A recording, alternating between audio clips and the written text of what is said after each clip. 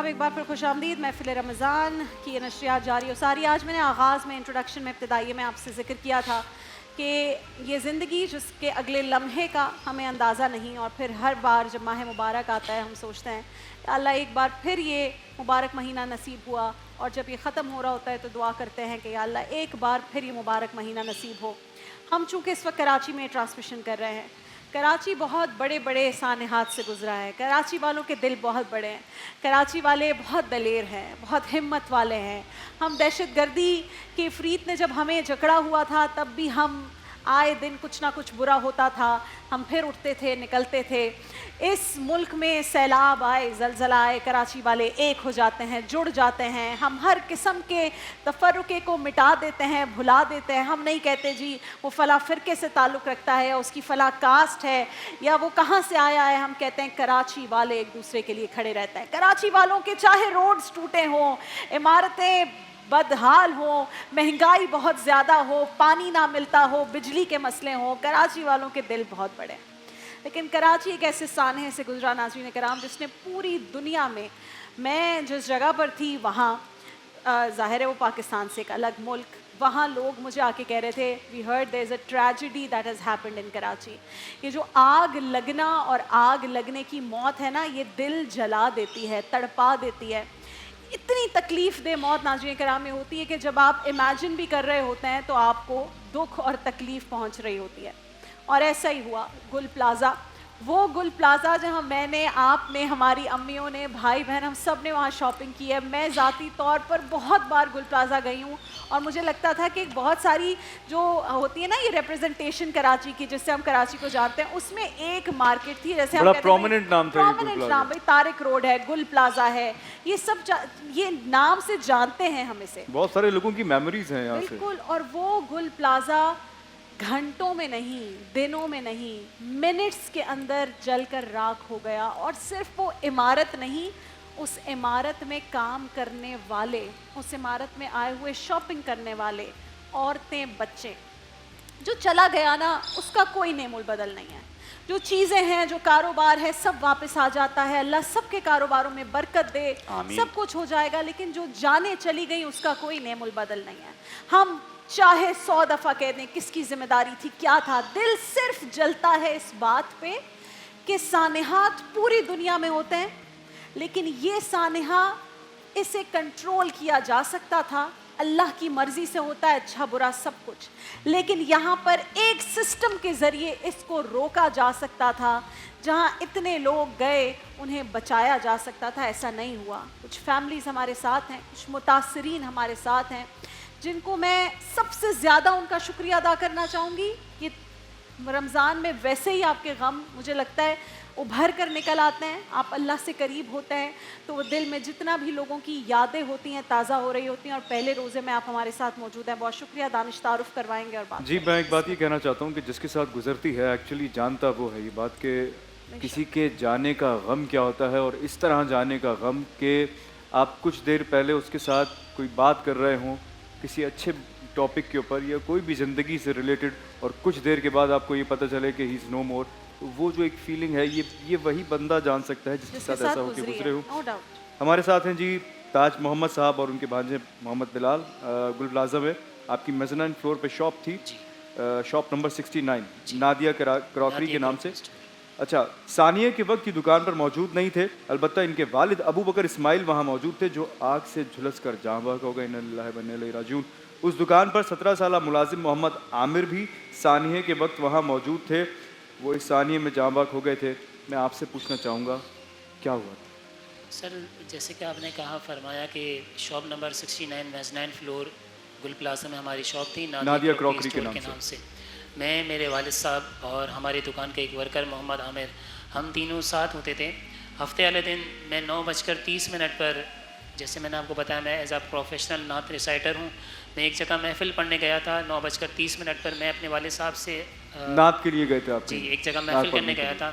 मैं 9:30 पर अपने वालिद साहब से इस तरह इजाज़त लेके गया कि चले जी अबू मैं जा रहा हूँ। 11 बजे हमने एक जगह जाना था। हम दोनों का प्लान था कि 11 बजे हम एक जगह जाएंगे, मिलकर दोनों जाएंगे, इसके बाद मैं आ जाऊंगा और हम साथ मिलके चले आएंगे। 9:30 पे मैं निकला। 10:32 मुझे एक फ़ोन आया मेरे वाले साहब के नंबर से दुकान के लड़का फ़ोन कर रहा था। वो बहुत चिल्ला चिल्ला कर और बहुत ज़ोर से मुझे कह रहा था, ताज भाई आग लग गई है, गुल प्लाजा में आग लग गई है, आपके अबू बेहोश हो गए। मैंने उससे कहा कि अब पानी डाल, क्योंकि मुझे उस वक्त पता नहीं था कि आग की शिद्दत क्या है। मैंने कहा पानी डाल, मैं आ रहा हूँ, मैं पहुँच रहा हूँ। कहता है ताज भाई बहुत अंधेरा है, बहुत धुआं है, कुछ नज़र नहीं आ रहा। उसके आखिरी अल्फाज ये थे, आप आ जाओ हम मर जाएंगे। अल्लाह अकबर। फिर वो रास्ता गुजरा और हम 11 बजे पहुँचे, मगर हकीकत हाल ये था कि जब हम 11 बजे वहाँ पहुँचे तो इस कदर धुआं और इस कदर अंधेरा था कि विजिबिलिटी 0% हो गई थी। इसके बाद इमदादी कार्रवाइयाँ गवर्नमेंट की तरफ से आग बुझाने के आलात वगैरह, वो सारी चीज़ें हम देखते रहे, चलते रहे, और ये सब चीज़ें आपके सामने हैं। ये आग 3-4 दिन तक मुसलसल जलती रही। इतवार के दिन ये इमारत गिर गई। जब हमारी उम्मीदें कुछ टूट गईं, इतवार तक हमारी उम्मीदें ये थी कि हम दुआ करते थे अल्लाह ताला, अल्लाह करें जितने लोग अंदर मौजूद हैं अल्लाह सबको सही सलामत अपने घरों तक पहुंचा दे। मगर ये उम्मीद जब टूटी, जब इतवार को इमारत हमारी आंखों के सामने गिर गई, हमारी दोनों तरीके से उम्मीदें गिर गई, जानी तौर पर भी और माली तौर पर भी, क्योंकि अब तो पूरा प्लाजा गिर चुका है। आपने देखा होगा कि तकरीबन हिस्सा जो है वो 25% हिस्सा आगे का फ्रंट का हिस्सा जो था वो डिमोलिश हो गया था। इसके बाद भी आग की शिद्दत जो थी वो ख़त्म नहीं हो रही थी। फिर जुमेरात वाले दिन हमें ये इत्तला मिली कि मेरे वालिद साहब और मेरी दुकान का लड़का शहीद हो गया है, उनकी बॉडी मिल गई थी। तो ये वाकई एक बड़ा दर्द भरा लम्हा था हमारे लिए। लेकिन जो कंडीशन उस वक्त थी वो ये थी कि इमारत गिरने के बाद हर जो लवाहिकीन था, जिसके यहाँ मौजूद थे अंदर, उनकी फैमिली मेम्बर, वो सिर्फ यही दुआ कर रहे थे और यही इल्तिजा कर रहे थे कि जो अभी कंडीशन है, प्लाज़ा पूरा गिर चुका है और आग की शिद्दत ऐसी है कि अभी तक वहाँ हीटअप इतनी है कि आप 2 मिनट से ज़्यादा वहाँ खड़े नहीं रह पा रहे गर्मी थे। की तपिश बहुत ज़्यादा। जी बहुत ज़्यादा। मैंने ये सुना कि वो कहते थे कि 1100 डिग्री से जो है तजावुज़ कर गया है वहाँ का हीटअप और वहाँ का फिर पानी का हमारे फायर टेम्परेचर। फाइटर्स, मेरे भाई जो अंदर गए थे, कोई उनके पास प्रॉपर यूनिफॉर्म, कोई सेफ्टी गेयर ऐसे नहीं थे। सोचें वो कैसे गए अंदर और फिर कितनों की उसमें भी शहादत हुई और जख्मी हुए। तो जी एक क्वेश्चन ये उभरता है मेरे जहन में, तो एटलीस्ट आ ही रहा है और आई एम श्योर बहुत सारे लोग जो टीवी पे देख रहे हैं उनके भी आ रहा है, इस लेवल की आग उस प्लाजा में लग कैसे गई? इसके ऊपर बहुत सारी कॉन्स्पिरेसी थ्योरीज भी आ रही हैं, बट वो जो एक जो इन्वेस्टिगेशन हुई है, कानूनी ज़राए जो बताते हैं वो ये कि एक बच्चे से दुकान में आग लगी थी और वहाँ से। जी हमने भी यही सुना कि ग्राउंड फ्लोर पर 192 गालिबन कोई शॉप नंबर थी, वहाँ पर एक बच्चे ने लाइटर जलाया जो फूलों की शॉप थी, जिसकी वजह से आग एक दुकान से होती हुई पूरे प्लाजा को उसने अब चंद मिनटों में अपनी आपकी लपेट में कितने ले साल लिया। से दुकान थी मेरे भाई? हमारी 2005 से वहाँ शॉप थी। और आग तो अक्सर लगती है ना, गुल प्लाजा में लगती रहती थी। 4 से 6 बार आग लगी है जब मुझे हमारी पता है, मौजूदगी मेरे में। न्यूज़ के पूरे करियर में अक्सर ही हमारे पास एक खबर आती थी, गुल प्लाजा में आग लग गई, काबू पा लिया गया। जी बिल्कुल ऐसा तो कभी नहीं हुआ, इतने लेवल का तो कभी नहीं, कभी ऐसा नहीं हुआ। इससे पहले हमारी मौजूदगी में जब 2005 से मैं अपने वाले साहब के साथ था, हमारी शॉप रेंट की थी वहाँ पर, तो 3 से 4 बार आग लगी, मुख्तसर सा शॉर्ट सर्किट होता था। जी असल में प्लाजा माशाल्लाह बहुत बड़ा है, आपने सुना होगा 1200 दुकानें थी, देखा भी है। तो बेसमेंट, ग्राउंड फ्लोर, मेज़नाइन फ्लोर और फर्स्ट फ्लोर और सेकंड फ्लोर, थर्ड फ्लोर जो था वो पार्किंग पर मुनहसर था। तो कभी ऐसा होता कि ग्राउंड फ्लोर पर कोई किसी एक दुकान पर शॉर्ट सर्किट हो गया, तो होता ये था कि वहाँ की इंतज़ामिया जो कमेटी मैनेजमेंट थी वो चंद मिनटों के लिए या चंद घंटे के लिए उस हिस्से का ब्रेक डाउन कर देती थी, यानी कि लाइटें वहाँ की बंद कर दें, या अगर कोई ज़्यादा बड़ा शटडाउन होता तो पूरे गुल प्लाजा की लाइटें बंद हो जाती। हफ्ते वाले दिन भी यही हुआ, हमने सुना आग लगी, क्योंकि प्लाजा ऐसा था ना कि फर्स्ट फ्लोर पे क्या हो रहा है सेकंड वाले को नहीं पता और ग्राउंड पे क्या हो रहा है ये मेज़नाइन वाले को नहीं पता। कैसे पता होगा? क्योंकि एक मार्केट थी, बंद मार्केट थी, क्योंकि नॉर्मल मार्केट ये होता है कि आप बैक पे क्या हो रहा है हमें नहीं पता। तो लोगों ने कहा आग लग गई है, हर एक ने नॉर्मल लिया कि हाँ यार आग लगी है, कमेटी वाले जाएंगे और आग बुझा देंगे, क्योंकि उन्होंने जो है वो शट डाउन कर दिया है। तो अब ये है कि इंशाल्लाह अभी नहीं तो थोड़ी देर में बुझ जाएगी आग, बुझ जाएगी और लाइट भी आ जाएगी। टाइम था तकरीबन 10:30 बजे का। लोगों ने कहा चलें जब तक हम अपनी दुकानें बंद करते हैं, तो हर बंदा अपनी दुकान में वाइंड अप करने में लगा।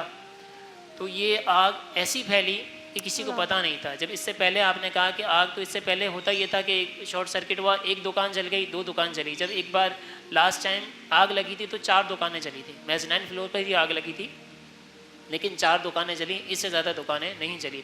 ना कोई जानी नुकसान हुआ, माली नुकसान चलें जो थोड़ा बहुत था 4 से 6 दुकानों का वो हुआ, लेकिन अल्हम्दुलिल्लाह कुछ टाइम बाद दोबारा वही गुल प्लाजा अपने स्टेज पर अपनी जगह पे खड़ा हुआ था। हमारी दुआ है ज़ाहिर है ये तकलीफ़ अपने वालिद के चले जाने की और फिर इस तरह की मौत की, जैसे मैंने शुरू में कहा इसका नेमुल बदल कोई नहीं है, कुछ नहीं कर सकते। लेकिन हमारे ये भाई भी, हमारे एक और भाई हैं, उनसे भी बात करेंगे। लेकिन उससे पहले मैं सिर्फ ये कि मैंने, मेरी टीम ने, हम सब ने, दानिश ने, हमने मिलके एक छोटी सी कोशिश की है।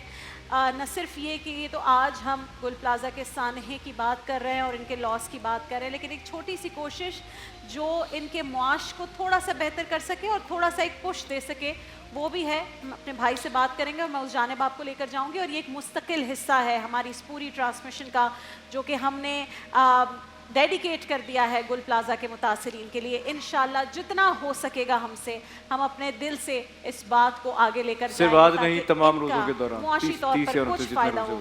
ये हमारे भाई एक और यहाँ फरीद अशरफ साहब हैं जी हमारे साथ गुल प्लाज़ा में। बुरहानी वाईटी के नाम से इनकी 3 दुकानें थीं जो आग की नज़र हो गई। साने में इनके चचा मोहम्मद हनीफ जो कि गुल प्लाज़ा में मेज़ानाइन फ्लोर पर मौजूद थे, वो भी साने में जांबक हो गए।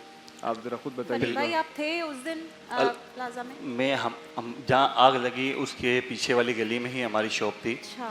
हमारे सामने ही आग ऐसी लगी, 10-10 पे आग लगी है और ऐसी फैली है कि काबू में नहीं है। हमारे मार्केट के सदर इंतज़ामिया सिलेंडर लेके, बोले लेके हमारी आंखों के सामने आए, सही है ना, बुझाने आए। और आग इतनी शिद्दत से लगी है, इतनी शूट मारी आग ने कि काबू नहीं पा सका। सारे भागने की तरफ आ गए। हम अपनी शॉप क्लोज कर रहे थे, एक ताला बाकी था, ताला लगाने था, लड़के ने ताला लगाया, मैंने लड़के को बोला फ़ौरन निकल, सब छोड़ दे और भाग यहाँ से। सारे भाग निकले। और हमारे चाचू होते हैं मेज़नाइन फ्लोर पे। अच्छा। वो मेज़नाइन फ्लोर पे होते हैं, उनके बेटे के साथ वो बाहर निकलना चाहे, उनके बेटे ने छलांग लगा ली खिड़की से, वो अंदर ही रुक गए। वो कह रहे थे आप जाओ, मैं बाद में आता हूँ। वो फिर गए तो वापसी नहीं आ सके। बेटे ने उस वक्त नहीं, जाहिर है मुझे पता है उस बेटे के ऊपर क्या गुजर रही होगी। दोनों का हाथ पकड़ा हुआ था, दोनों ने अपना हाथ पकड़ा हुआ था, अपने वालिद साहब का हाथ पकड़ा हुआ था, उसने अपना हाथ पकड़ा हुआ था। वो गेट से आ जाएंगे। उनको लगा कि दिमाग में होगा कि ताला बंद करना भूल गया, मैं क्या करना भूल गया। ऐसा जॉब थी ना, जॉबलेस तो यही है, ईमानदार बंदे तो यही है। ईमानदारी की उनकी मिसाल होती है कि ताला चेक कर लूँ, क्या चेक कर लूँ। उनके दिमाग में ये आया। औरतें आवाज़ें लगा रही थी कि धुआं हो रहा था बिल्कुल। वो फिर घर वालों से रब्ता भी हुआ, बचाओ बचाओ, फिर वही दम तोड़ दिया उन्होंने वहीं। और हमारी 3 शॉप है बुरहानी वाईटी के नाम से, वो तीनों जल चुकी है। और हम यही चाह रहे हैं कि हमारा पेज फॉलो किया जाए। अपनी दुकान के बारे में बताइए, फिर मैं उनके भाई की दुकान के पास तो लेकर आप दोनों का ऑनलाइन बिजनेस है? जी हमारा तो ऑनलाइन बिजनेस है, पूरा ये टाइम है। हमारा ऑनलाइन बिजनेस है बुरहानी वाईटी के नाम से। इंस्टाग्राम से पेज है, फेसबुक पे पेज बना हुआ है, बुरहानी वाईटी के नाम से हमारा पेज बना हुआ है। हम आपके चैनल के तवज्जुह से ये चाह रहे हैं कि हमें फुल सपोर्ट मिले। आपकी दुकान पर क्या चीज़ बिकती है? हमारा तो बेसिकली हर चीज़ क्रॉकरी के हवाले से सारी चीज़ें मौजूद हैं। क्रॉकरी के हवाले से सारी चीज़ें मौजूद हैं। अभी जब दुकान का जो सामान था वो तो खत्म हो गया, वो तो सब खत्म हो गया। गया। आप लोग के पास पीछे जो सामान था वो है अब ऑनलाइन। जो वेयर हाउस में सामान बच चुका है अभी उसी पे काम कर रहे हैं हम लोग। हमारा वेयर हाउस है सेंटर प्लाजा में 4th फ्लोर पे 4117, उसी से काम कर रहे हैं, ऑनलाइन काम कर रहे हैं, उसी बेसिस पे काम कर रहे हैं। हमारे भाई हैं। अच्छा आप मुझे दीजिएगा अभी जो भी आपकी डिटेल्स हैं आप दोनों की, आप लोगों का जो भी काम है वो मेरे पास, जो मेरा इंस्टाग्राम पे जितने फॉलोअर्स हैं, तो मैं वहाँ इंशाल्लाह पूरा कोशिश करूंगा कि आपको थोड़ी सपोर्ट मिले। और डिटेल्स स्क्रीन पर आ रही हैं। हमारे भाई, इनकी दुकान है, गुल प्लाजा में दुकान थी, माजरत, और अब ये ऑनलाइन काम कर रहे हैं। तो मैं चाहती हूँ आप इस इंस्टाग्राम पे जो इनकी डिटेल्स आ रही हैं उसको आप फॉलो कीजिएगा और फिर इनकी हम शॉप पर भी आपको लेके जाएंगे। हमारे एक भाई हैं जो अभी हमारे साथ यहाँ मौजूद थे, उनका हमने यहाँ पर पूरा दुकान का सेटअप लगाया है। उनके पास हम आपको लेकर जाएंगे एक छोटे से ब्रेक के बाद। ब्रेक के बाद आपने कहीं नहीं जाना, क्योंकि मैं चाहती हूँ पूरा पाकिस्तान सब मिलकर हमारे इन गुल प्लाजा के भाइयों को सपोर्ट करें, इनके घर वालों को सपोर्ट करें, जिसके उधर जिसकी इस्तिताअत है, जितनी कर सकता हो। इनके जरिए मुआश में कोई ब्रेक नहीं आना चाहिए। ये आपसे कुछ मांगने नहीं आए, ये कह रहे हैं जो काम हम पहले करते थे वही करेंगे, खुददारी के साथ, गैरत के साथ। ये अपनी चीज़ जो प्रोडक्ट बेचते थे वो आज ग्रीन एंटरटेनमेंट पर बेचेंगे। इंशाल्लाह पूरा पाकिस्तान देखेगा। ब्रेक के बाद वापस आ रहे हैं। देखिए महफिल रमजान लाइव ट्रांसमिशन रोजाना दोपहर 2 बजे से सिर्फ ग्रीन एंटरटेनमेंट पर।